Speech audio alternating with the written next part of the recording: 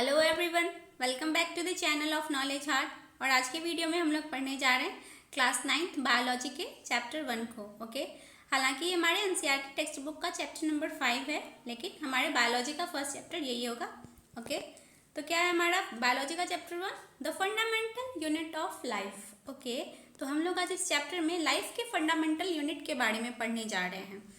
Okay, तो video start करने से पहले सबसे पहले मैं आप सभी से रिक्वेस्ट करना चाहूँगी कि अगर अभी तक आप लोगों ने मेरे चैनल को सब्सक्राइब नहीं किया है, कोई भी फर्स्ट टाइम मेरे चैनल पे विजिट कर रहे हैं, तो जाएं सबसे पहले जाके मेरे चैनल को सब्सक्राइब कर लें, ताकि आपको ऐसे ही हर सब्जेक्ट से रिलेटेड वीडियोस जो हैं वो फ्यूचर में मिलती रहें। एंड अगर मेरी वीडियोज़ पसंद आती हो तो मेरी वीडियोज़ भी लाइक किया करें। So kindly subscribe my channel. चलिए विदाउट डिले स्टार्ट करते हैं अपने इस वीडियो को, आगे बढ़ाते हैं अपने इस चैप्टर को। तो जो यहाँ पे फंडामेंटल वर्ड है कि हमारी लाइफ का फंडामेंटल यूनिट। ओके, तो आपको पता है कि हमारी लाइफ का फंडामेंटल यूनिट क्या होता है? तो हमारी लाइफ का फंडामेंटल यूनिट है सेल। सेल का हिंदी में मीनिंग होता है कोशिका। तो आपने सुना ही होगा, आई होप, सेल वर्ड अपने प्रीवियस क्लासेस में, ठीक है, कहीं ना कहीं। लेकिन हम लोग आज एक्सप्लेन में जानेंगे सेल के बारे में, सेल की डिस्कवरी कैसे हुई थी, सेल क्या होता है, सेल का हमारी लाइफ में क्या रोल है, सारी चीज़ों को हम लोग एक्सप्लेन में जानेंगे। ओके, तो यहाँ जो फंडामेंटल वर्ड है, तो हम सेल को लाइफ का फंडामेंटल यूनिट क्यों कहते हैं, ये हमारा जो इस चैप्टर का यहाँ पे हेडिंग है, फंडामेंटल यूनिट, ये क्या होता है। तो आइए मैं आपको एक एग्जाम्पल से एक्सप्लेन करती हूँ।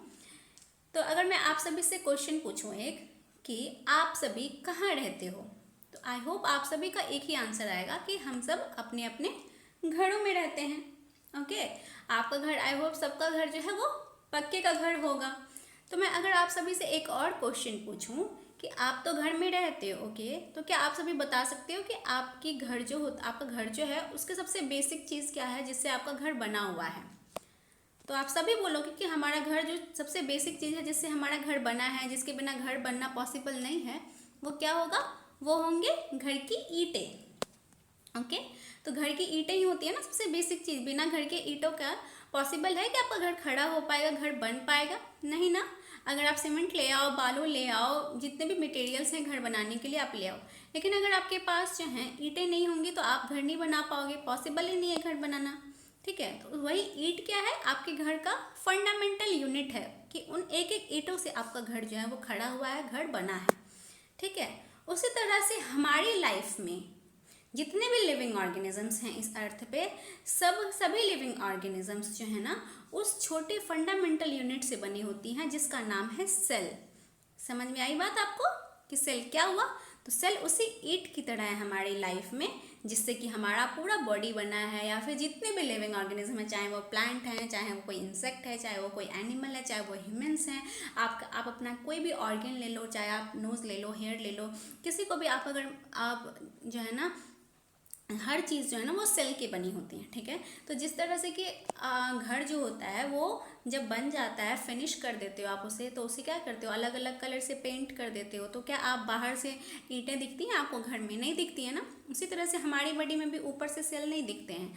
आप उसे देखने के लिए आपको माइक्रोस्कोप की ज़रूरत पड़ेगी, तो माइक्रोस्कोप में आपको दिखेगा सेल। ठीक है, तो जितने भी लिविंग ऑर्गेनिजम्स हैं इस अर्थ पे, वो सभी सेल से बने होते हैं, उस फंडामेंटल यूनिट से, जो कि है सेल। आई होप आपको ये फंडामेंटल यूनिट ऑफ लाइफ का कंसेप्ट क्लियर हो गया होगा कि ये फंडामेंटल यूनिट क्या होता है। ओके, तो चलिए आगे चलते हैं एंड अपने एनसीईआरटी टेक्स्ट बुक को लाइन बाय लाइन एक्सप्लेन करते हुए चलते हैं।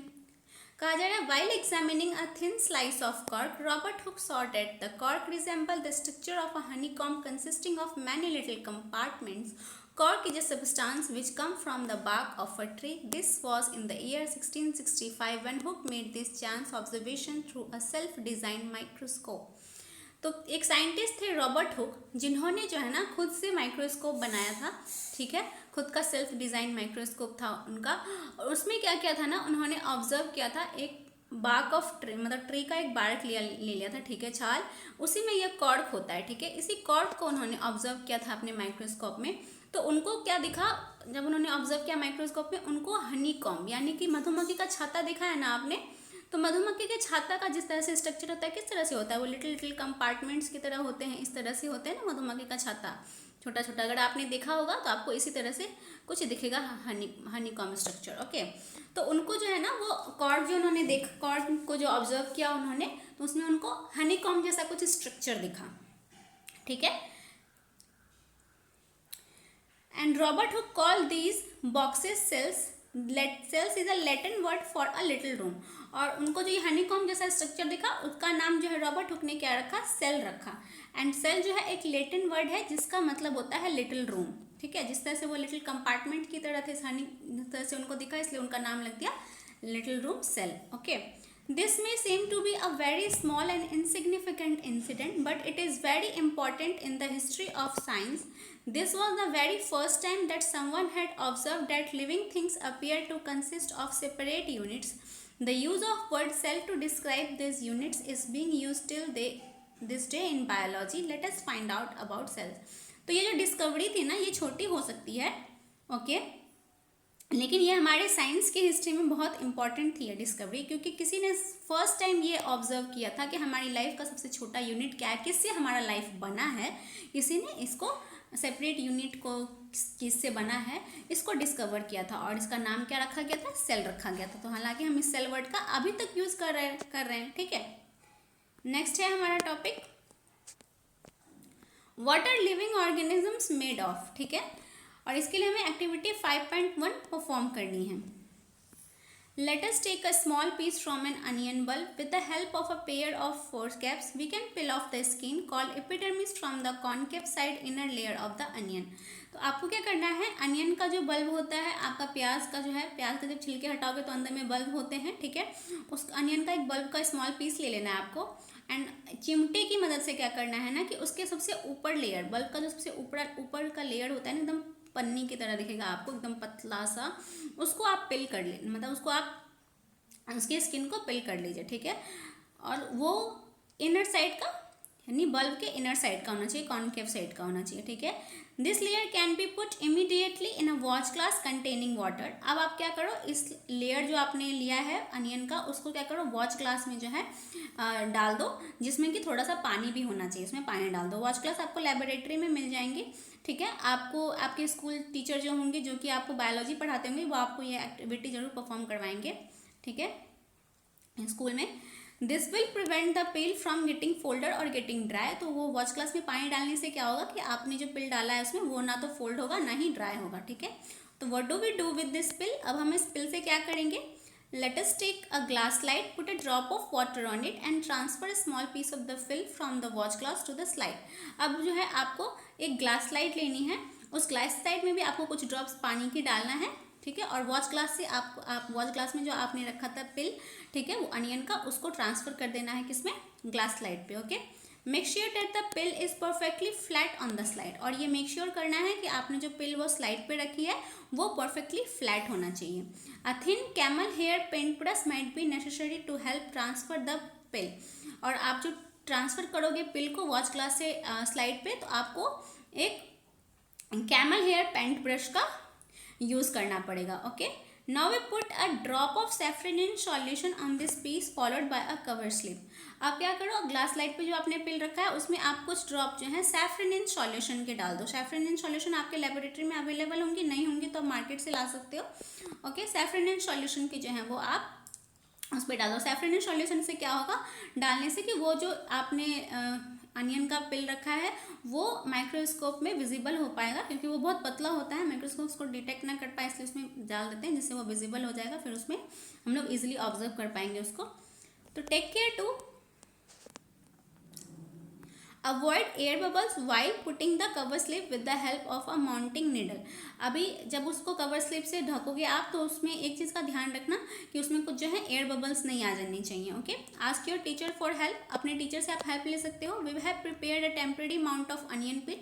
इन्होंने जो है हम लोगों ने अनियन का ये टेम्परेरी माउंट प्रिपेयर किया है। आप अपने चाहो तो घर में भी इसे कर सकते हो, सारी चीज़ें हैं जो हैं अपने घर में अवेलेबल करके आप इस एक्टिविटी को परफॉर्म कर सकते हो।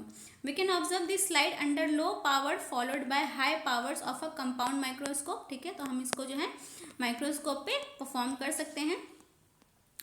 यहाँ पे कंपाउंड माइक्रोस्कोप दिखाया गया, इस पे परफॉर्म कर सकते हैं। ठीक है, तो यहाँ पे दिखा है मार्केट में बहुत तरह के माइक्रोस्कोप अवेलेबल्स होते हैं। ये कंपाउंड माइक्रोस्कोप का यहाँ पे फिगर दिया हुआ है। यहाँ पे देखो ये आई पीस है, यहाँ पे जो आप अपनी आंख रख के देख सकते हो अंदर, यहीं पे आंख रखा जाएगा आपका। ये कॉर्स एंड एडजस्टमेंट है, ठीक है। इस चक्के को घुमा घुमा के आप एडजस्ट कर सकते हो कुछ भी इसका, ठीक है। एंड ये जो फाइन एडजस्टमेंट है यहाँ पे आर्म है, यहाँ पे आप इसको पकड़ के रख सकते हो आर्म को। यहाँ पे लेंसेज है, ऑब्जेक्टिव लेंसेज जो होंगी इनकी, ठीक है। यहाँ पे बॉडी ट्यूब है, यहाँ पे जो है ये क्लिप है, ठीक है, जिसको ये पकड़ के रखेगा। माइक्रोस्कोप स्लाइड है यहाँ पे, ठीक है, ये स्लाइड है। और यहाँ पे ये कंडेंसर है, यहाँ पे मिरर लगा हुआ है, ये इसका बेस है जिसपे ये पूरा है, ठीक है। तो ये कंपाउंड माइक्रोस्कोप का फिगर है। आप जब जाओगे लैब में तो आपके टीचर भी इसको अच्छे से एक्सप्लेन करेंगे, okay.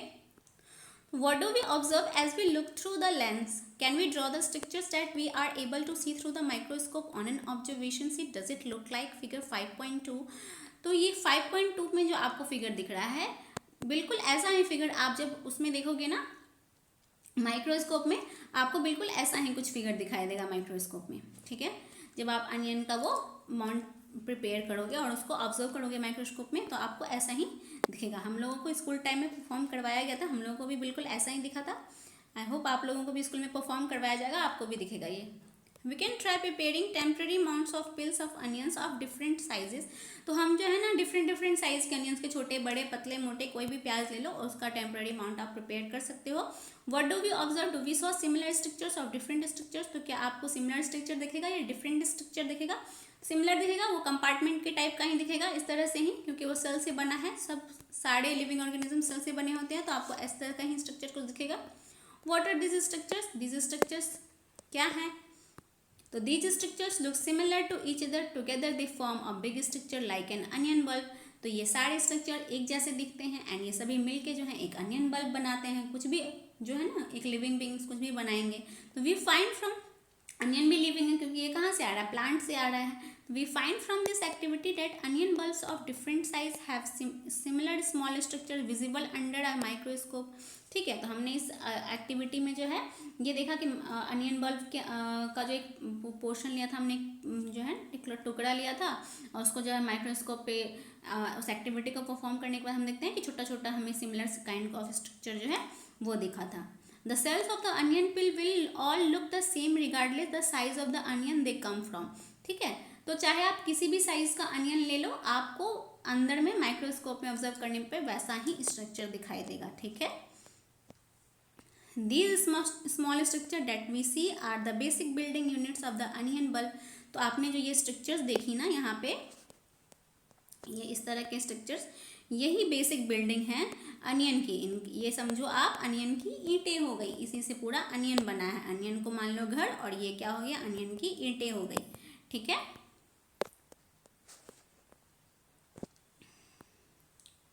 Not only onions but all living or all organisms that we observe around are made up of cells. However, there are also single cells that live on their own. Okay तो सिर्फ ऐसा नहीं है कि onion ही, आपके आसपास जितने भी लिविंग ऑर्गेनिजम्स हैं, चाहे वो ह्यूमंस हैं, चाहे वो एनिमल्स हैं, चाहे वो प्लांट्स हैं, चाहे कोई इंसेक्ट्स हैं, कुछ भी लिविंग ऑर्गेनिजम्स जो लिविंग हैं वो सभी जो हैं किससे बने होते हैं, सेल से बने होते हैं।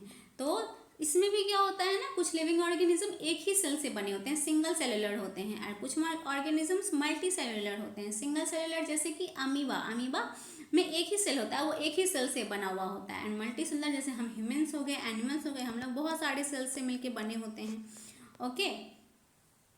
यहाँ पे सेल के डिस्कवरी के बारे में दिया गया है कि cell were first discovered by Robert Hooke in 1665। He observed the cells in a cork slice with the help of a primitive microscope. Okay, तो सेल की डिस्कवरी रॉबर्ट हुक ने फर्स्ट ऑफ ऑल की थी 1665 में, और उन्होंने जो है एक प्रिमिटिव माइक्रोस्कोप अपने से डिज़ाइन किया था, उसके थ्रू किया था।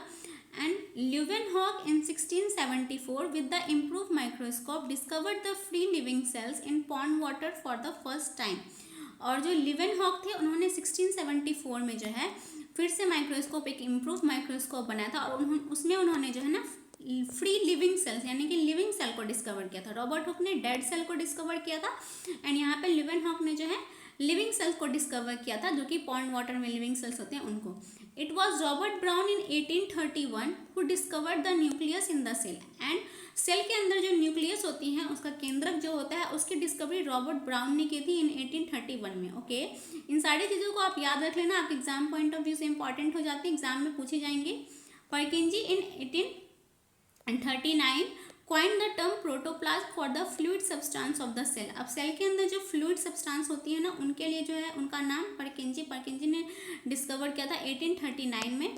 Okay, and the cell theory that all the plant and animals are composed of cells and the cell is the basic unit of life was presented by two biologists Siljan and Schwann। okay, 1839 and 1838 and 1839। तो ये theory कि सारे plants and animals जो भी हैं वो सभी cell से बने होते हैं, सेल उनकी लाइफ का बेसिक यूनिट है। वो दो बायोलॉजिस्ट है सिल्जन एंड स्वान, इनके द्वारा 1838 एंड 1839 में रिस्पेक्टिवली दिया गया था। Okay, and the cell theory was further explained by Virchow in 1855 by suggesting that all cells arise from pre-existing cells। Okay, and जो सेल की थ्योरी फर्दर जो थ्योरी थी जो कि वर्क्याओ ने दिया था 1855 में, उसमें कहा गया था कि जो भी सेल है वो अपने पुराने वाले सेल से बना होता है, प्री एग्जिस्टिंग सेल से ही दूसरा सेल बना होता है। ये सेल है, इसी से फिर दूसरा सेल बनेगा, फिर इसी से दूसरा सेल बनेगा, इसी तरह से जो है सेल जो है अपने प्री एग्जिस्टिंग सेल से अराइज होता है। With the discovery of the electron microscope in 1940 it was possible to observe and understand the complex structure of the cells and its various organelles. तो फिर 1940 में जब एक इलेक्ट्रॉन माइक्रोस्कोप की जो है डिस्कवरी होती है, उसके बाद जो है ना सेल का कॉम्प्लेक्स स्ट्रक्चर, सेल के अंदर जितने भी ऑर्गेनल्स हैं, क्या क्या चीज़ें हैं, उनको हम लोग अच्छे से ऑब्जर्व कर पाए। Okay, and the invention of magnifying lenses led to the discovery of microscopic world। it is now known that a single cell may constitute a whole organism as an amoeba। तो जो magnifying lenses थी, ठीक है, जिससे कि हम magnify करके कोई भी चीज़ों को बड़ी करके देख सकते हैं, ठीक है, उसी ने जो है माइक्रोस्कोपिक वर्ल्ड को, उसी से माइक्रोस्कोप की डिस्कवरी हुई, इसने माइक्रोस्कोपिक वर्ल्ड को जो है डिस्कवरी को बढ़ावा दिया। और जैसे कि it is now known that a single cell may constitute a whole organism. जैसे भी बताया कि कुछ ऑर्गेनिजम्स जो हैं वो क्या होते हैं, सिंगल सेल के बने होते हैं, एक ही सेल से ये पूरा ऑर्गेनिज्म जो है वो बना होता है। जैसे कि अमीबा, अमीबा का नाम आपने सुना ही होगा। ओके, अमीबा हो गया, क्लेमाइडोमोनस, पैरामीशियम एंड कुछ बैक्टीरियाज होते हैं, ठीक है, ये सभी क्या होते हैं, सिंगल सेल्यूलर होते हैं, सिंगल सेल के बने होते हैं। These organisms are called unicellular organism. Uni मतलब कि सिंगल, एक, ठीक है। On the other hand, many cells group together in a single body and assume different functions into perform various body parts in multicellular organisms। Multi मतलब many, such as fungi, plants and animals। लेकिन कुछ organisms क्या होते हैं, बहुत सारे sales group से मिलके बने होते हैं, जिनका अलग अलग क्या और जो है अलग अलग सेल ग्रुप से बन करके उनके अलग अलग बॉडी में अलग अलग ऑर्गन्स होते हैं जो अलग अलग परफॉर्म करते हैं, ठीक है। तो बहुत सारे सेल से बने होते हैं जब, और वो क्या कहलाते हैं, मल्टी सेलुलर ऑर्गेनिज्म कहलाते हैं। मल्टी मतलब कि बहुत सारे, एंड ऑर्गेनिज्म यानी जो ऑर्गेनिजम्स होते हैं लिविंग बींग्स होते हैं। Okay, can we find out names of some more unicellular organisms. कुछ यूनिसेलुलर ऑर्गेनिजम्स के आप एग्जाम्पल दे सकते हो। तो कुछ जो है आपको कुछ एल्गीज हो जाएंगे जो कि यूनिसेलुलर है, प्रोटोजोआ हो जाएगा जो यूनिसेलुलर है, ठीक है। तो ये सभी कुछ और भी यूनिसेलुलर ऑर्गेनिजम्स के एग्जाम्पल हैं। Every multicellular organisms has come from a single cell. How cells divide to produce cells of their own kind. All this cells thus come from the pre existing cells. तो सभी multicellular organism जितने होते हैं वो कभी न वो एक सिंगल सेल से बनते हैं। आपको पता है कि एक सिंगल सेल से फिर दूसरा सेल बनता है, एक सेल अपने पिछले सेल से बना होता है, अराइज होता है उसी से, ठीक है। एंड जो ये सेल बनते हैं वो सेल डिवीज़न होता है, माइटोसिस मियोसिस, उसके प्रोसेस से जो है सेल डिवीज़न होता है, जिससे कि सेल मतलब दूसरे फिर एक सेल से दूसरे सेल बनता है, ठीक है। अभी हमें एक्टिविटी 5.2 कहा जा रहा है। We can try preparing temporary mount of leaf, peels, tip of roots, onion or even peels of onions of different sizes. तो जिस तरह से हमने कि अनियन के पिल का वो किया था, उसी तरह से जो है आप किसी भी लीफ के पिल को ले सकते हो, किसी भी पत्ते के लीफ को ले सकते हो, tip of root of onion ले सकते हो, रूट ऑफ द अनियन के रूट का टिप ले सकते हो, ठीक है, या फिर पिल ले सकते हो अनियन का जिस तरह से हमने लिया था। एंड उसको माइक्रोस्कोप में रख के उसके सारे सेल्स को आप जो है ऑब्जर्व कर सकते हो। After performing the above activity late us see what answer the following questions would be like. जब आप ये एक्टिविटी कर लोगे तो आपको इन सारे क्वेश्चंस के आंसर मिल जाएंगे। जैसे फर्स्ट क्वेश्चन है, do all cells look alike in terms of shape and size. तो क्या सारे जो है सेल्स वो शेप एंड साइज में एक जैसे दिखेंगे? दिखे था ना, सारे एक कंपार्टमेंट्स में दिखते हैं, एक जैसे ही होते हैं, ठीक है, एक जैसे ही दिखेंगे। Do all cells look alike in structure. तो क्या जो है सारे स्ट्रक्चर में भी जो है आपको सेम दिखेंगे? सेम ही होगा स्ट्रक्चर सबका, ठीक है। Could we find difference among the cells from different parts of a plant body.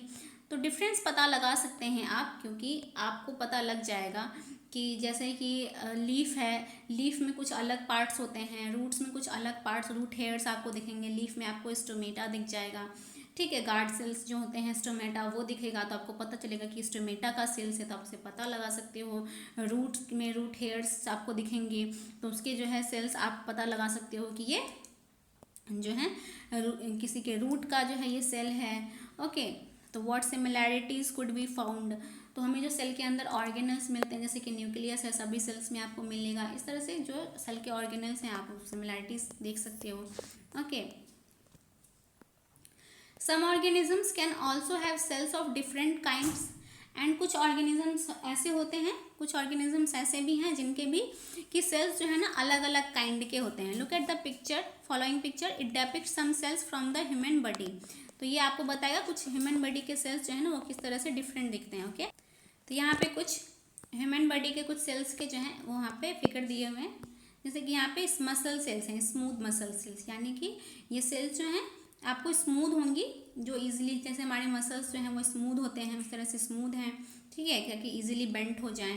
And ये ब्लड सेल्स हैं, आपको ये देख रहे हैं, ठीक है, आपको, क्योंकि ये ब्लड सेल्स जो होते हैं वो फ्लूइड की तरह होते हैं, बहते हैं, तो इस तरह से ये बह सकेंगे। ये नर्व सेल्स हैं, इस तरह से नर्व सेल्स होंगी। या ओवम है, ओवम के अंदर जो है फीमेल का एग जो है वो होता है, इसलिए ये गोल गोल से आपको दिख रहा है। ये फैट सेल्स है, इंसान फैट जो है, ये फैट सेल्स मोटा कुछ होता है, तो इसलिए ये मोटा मोटा सा सेल लग रहा है। तो एंड ये स्पर्म सेल्स हैं, कुछ स्नैक टाइप का है, क्योंकि इनको जो है बहुत ज़्यादा डिस्टेंस ट्रैवल करना पड़ता है इस तरह से, इसलिए स्पर्म जो है इस तरह से आपको स्नेक लाइक स्ट्रक्चर में दिख रहे हैं। तो ये कुछ ह्यूमन बॉडी के अलग अलग डिफरेंट उनके ऑर्गन्स के डिफरेंट पार्ट्स, बॉडी पार्ट्स के जो है अलग अलग सेल्स हैं जो अलग अलग दिख रहे हैं, सभी एक जैसे नहीं दिख रहे हैं, okay. The shape and size of the cells are related to the specific functions they perform. तो इस शेप एंड साइज मैंने बताया ना, सबका शेप एंड साइज जो है उनके फंक्शंस हैं, उसके अकॉर्डिंग जो है इनका शेप हो गया। जैसे कि स्पर्म का शेप आप देख लो स्नेक टाइप में, क्योंकि उसको ट्रैवल करना होता है, इसीलिए इस तरह से इसका शेप हो गया। ये ओवम गोल है, यानी कि इसके अंदर फीमेल का एग होता है, तो एग गोल गोल सा होता है, इसके अंदर जो है ये गोल सा है, okay. Some cells like amoeba have changing shapes. तो कुछ सेल्स होते हैं जैसे अमीबा का शेल होता है, वो क्या होता है, चेंजिंग शेप होता है, क्योंकि अमीबा अपनी बॉडी का स्ट्रक्चर चेंज करते रहता है, ठीक है। In some cases the cell shape could be more or less fixed and the peculiar for a particular type of cell. लेकिन कुछ केसेस में क्या होगा, शेल का शेप जो है वो फिक्स हो सकता है, ठीक है। For example nerve cells have a typical shape, और कुछ सेल्स का टिपिकल शेप भी हो सकता है, जैसे कि नर्व सेल्स का आप देख रहे हो कुछ टिपिकल जो है आपको शेप दिख रहा है ना, ये पेड़ की तरह दिख रहा है आपको नर्व सेल्स का आपको structure, okay. Each living cells has the capacity to perform certain basic functions that are characteristics of all living forms। और हाँ एक चीज़ कि सेल्स जो है आपको पता है कि सारे लिविंग बींग्स में के लाइफ का जो है बेसिक यूनिट होता है।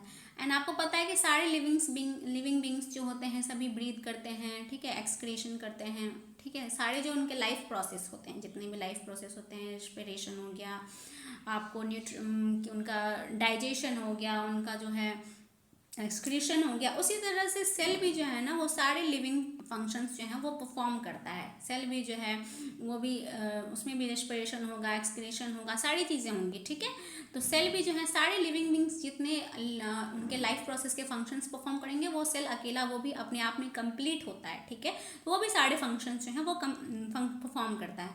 How does a living cell perform this basic functions? तो आपको पता है सारे लिविंग बींग्स का अलग अलग जो है ऑर्गन बटा हुआ है अलग अलग फंक्शंस करने के लिए।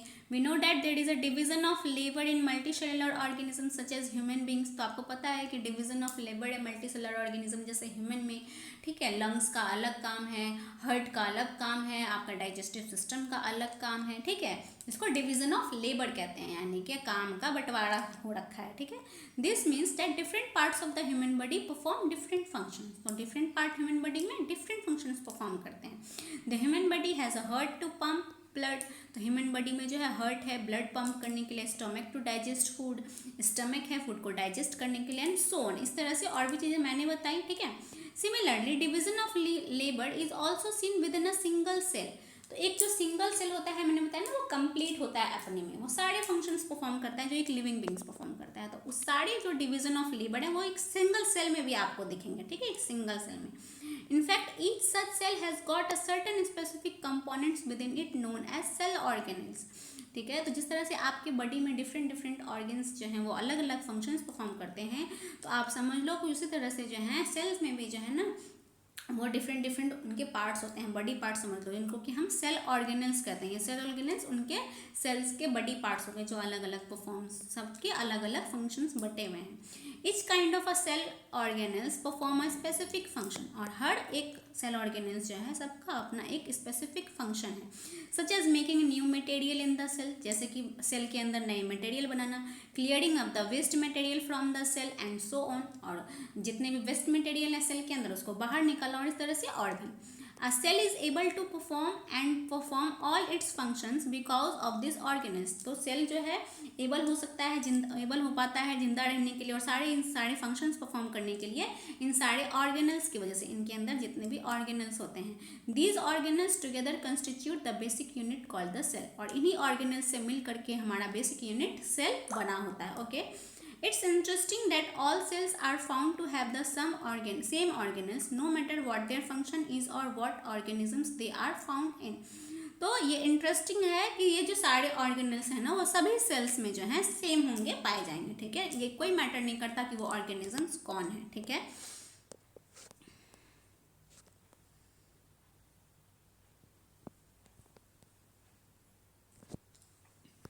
Every cell, plasma membrane, nucleus and cytoplasm, all activities inside the cell and interaction of the cell with its environment are possible due to these features. Let us see how। अच्छा नहीं, पहले हमें ये पढ़ना है 5.2, ठीक है। 5.2 से हमारा पहले क्वेश्चन है who discover cells and how. तो सेल की डिस्कवरी किसने की थी? रॉबर्ट हुक ने की थी। यहाँ पे व्हेन नहीं पूछा गया है, नहीं तो होता 1665 में रॉबर्ट हुक ने डिस्कवरी की थी। और हाउ, तो उन्होंने जो है माइक्रोस्कोप के अंदर जो है कॉर्क लिया था, बार्क ऑफ ट्री का कॉर्क जो होता है वो लिया था और उसके अंदर ऑब्जर्व किया था, उनको हनीकॉम्ब जैसा कुछ स्ट्रक्चर दिखा था जिसको उन्होंने सेल कहा था, ठीक है। तो उन्होंने डिस्कवर कैसे किया? He discover cells under self design microscope, under his self design microscope, okay, with the help of cork, okay, the bark of tree का जो कॉर्क था, ठीक है। And he found some honeycomb like structures there, okay, and he named these structures cell, okay। Why is the cell called the structural and functional unit of life? तो हम cell को structure and functional unit of life क्यों कहते हैं? मैंने जैसे बताया कि सेल जो है ना अपने आप में कंप्लीट होता है सारे फंक्शंस परफॉर्म करने के लिए जितने कि एक लिविंग बींग परफॉर्म करेगा, ठीक है। तो वो फंक्शनल होता है। एंड स्ट्रक्चर है कि वो हमारी लाइफ को स्ट्रक्चर देता है। बिना सेल के जो है हमारा लाइफ जो है नहीं हो पाएगा, बिना पूरा बॉडी जो है वो नहीं बन पाएगा। कोई भी ऑर्गेनिज्म बिना सेल के नहीं बनाता, तो हमारी लाइफ को स्ट्रक्चर देता है। इसीलिए हम सेल को जो है structure and functional unit of life कहते हैं, ठीक है।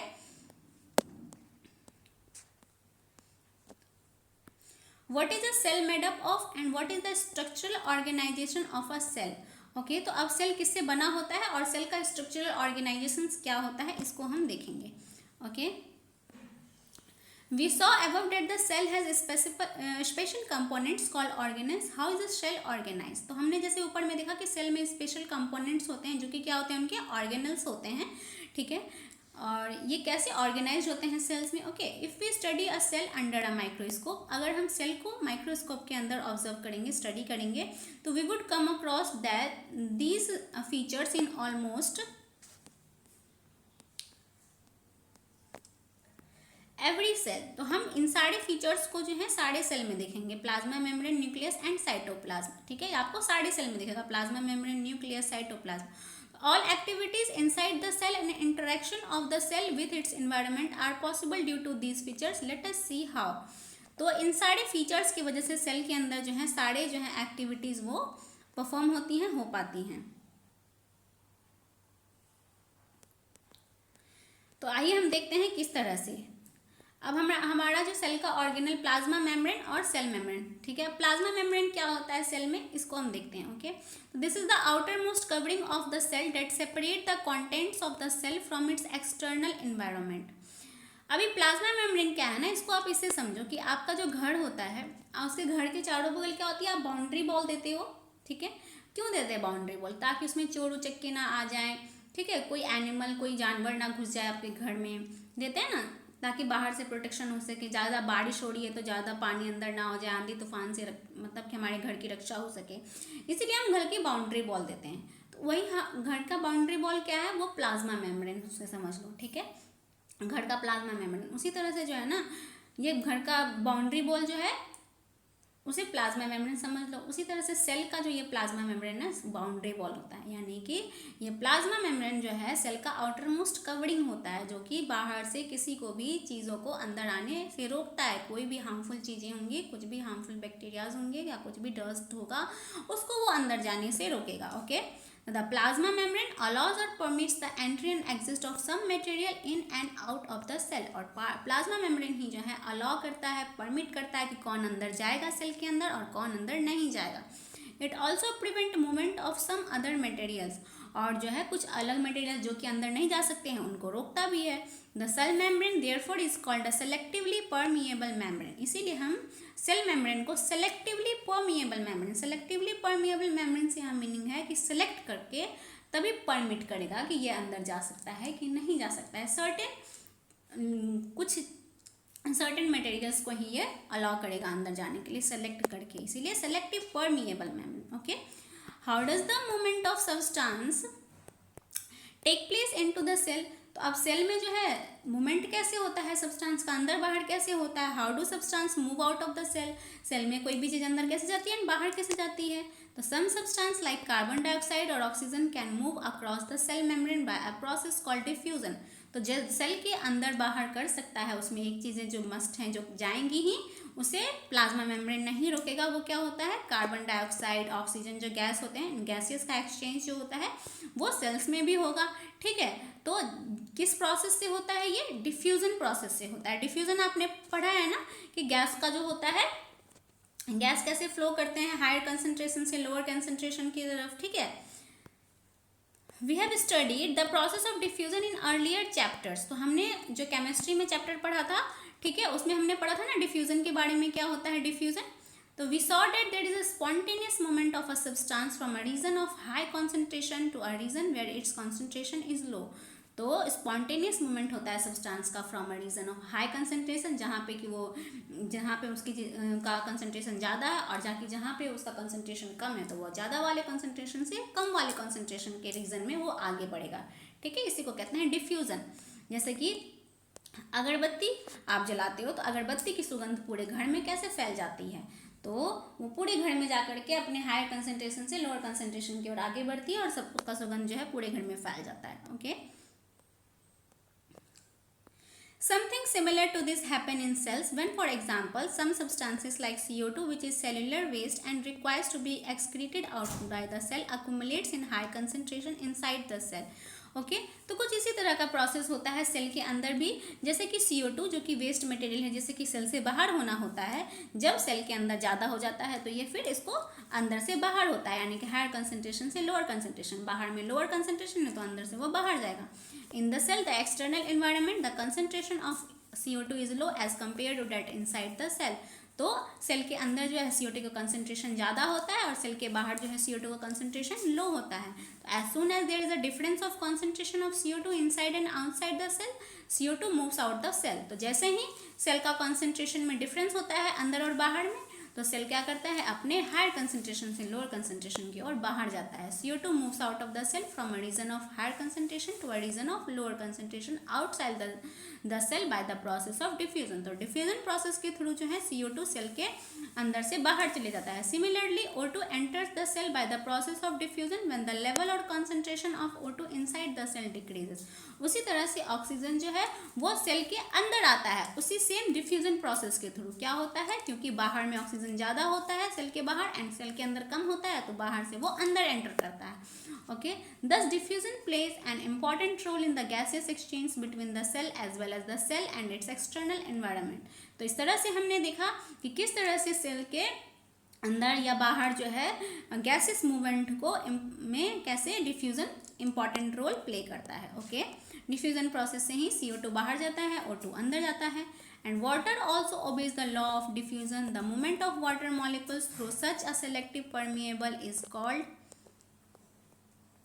ऑस्मोसिस। और सेम डिफ्यूजन प्रोसेस के जैसा ही वाटर भी जो है ना प्रोसेस फॉलो करता है, हायर कंसंट्रेशन से लोअर कंसंट्रेशन की ओर वाटर बहता है और सिलेक्टिव परमिएबल मेम्ब्रेन यानी कि प्लाज्मा मेम्ब्रेन से होकर के अंदर जाता है, ठीक है, बाहर आता है। और इस प्रोसेस को जो है वाटर के मूवमेंट को जो है सेल के अंदर बाहर जाना, ठीक है, movement of water molecules through a selective permeable membrane, ठीक है, सिलेक्ट यानी कि प्लाज्मा मेम्ब्रेन के थ्रू इज कॉल्ड ऑस्मोसिस। ठीक है, ऑस्मोसिस पता चल गया आपको क्या होता है। तो the movement of water across the plasma membrane is also affected by the amount of substance dissolve in water. Okay, अब वाटर का मूवमेंट जो है सेल के अंदर होगा नहीं होगा, कैसे होगा, वो उस वाटर में क्या चीज़ डिजॉल्व है उस पर भी डिपेंड करता है। अगर कुछ फाइन चीज़ें हैं जो क्रॉस हो जाएंगी तो वो जाएगा, ज़्यादा चीज जो कि प्लाज्मा मेम्ब्रेन परमिट नहीं करेगा वो नहीं जाएंगी, तो फिर तो वाटर में जो चीज़ें मिली हुई हैं उसके ऊपर भी डिजॉल्व है, उस पर भी डिपेंड करता है। This osmosis is the net diffusion of water across selective permeable membrane towards a higher solute concentration. Okay, तो इस तरह से जो है ऑस्मोसिस क्या है, नेट डिफ्यूजन ऑफ वाटर है सिलेक्टिव परमिएबल मेम्ब्रेन के अक्रॉस, ठीक है, towards a higher solute concentration, जिधर की सॉल्यूट कंसंट्रेशन ज़्यादा होगा। Okay, what will happen if we put an animal cell or plant cell into a solution of sugar or salt in water? One of the following three things could happen. तो क्या होगा अगर हम animal cell and plant cell को एक solution में डालेंगे, sugar और सॉल्ट सॉल्यूशन में, तो क्या चीज़ें, तीन चीज़ें हो सकती है उसे हम देखेंगे। तो इसको हम अपने नेक्स्ट वीडियो में आगे बढ़ाएंगे। ओके, आज हम इस वीडियो में अपने चैप्टर को यहीं तक रखेंगे। होप आपको ये चैप्टर यहाँ तक क्लियर हो गया होगा। ओके, तो मैं अपने पार्ट 2 वाला वीडियो जो होगा इस चैप्टर का, उसमें इस चैप्टर को यहाँ से आगे बढ़ाऊंगी। ओके, तो यहाँ तक मेरे वीडियो को देखने के लिए बहुत बहुत धन्यवाद। अगर आपको मेरी वीडियो पसंद आई हो तो मेरे इस वीडियो को लाइक करें एंड अगर अभी तक मेरे चैनल को सब्सक्राइब नहीं किया आप लोगों ने तो जाएं सबसे पहले जाके मेरे चैनल को सब्सक्राइब कर लें।